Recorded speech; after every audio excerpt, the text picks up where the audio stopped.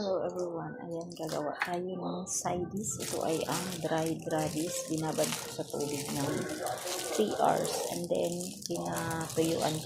pinatanggal ko yung dinidrain ko muna yung tubig. Wala natin ang asukal, sesame oil, misil, chili powder, and garlic, and chili peas.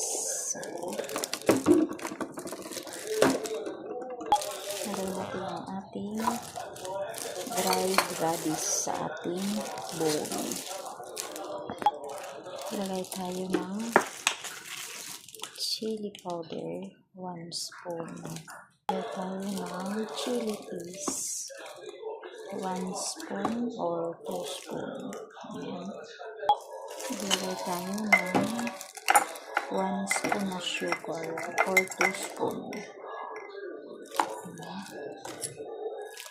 Natin ang ating garlic, 2 spoon na misil.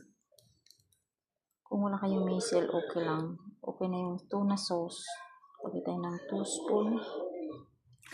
Lagay tayo ng 2 spoon na sesame oil. Naka-gloves na ako. So, i-mix natin.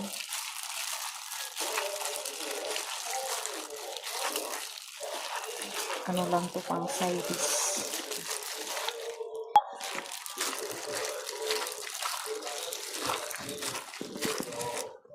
Lagyan natin siya ng sesame seeds. Ayan, naglagay na akong sesame seeds.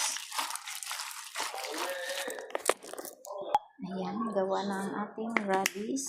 Tawag dito ay radish muchim. Lagyan natin siya ng sesame seeds.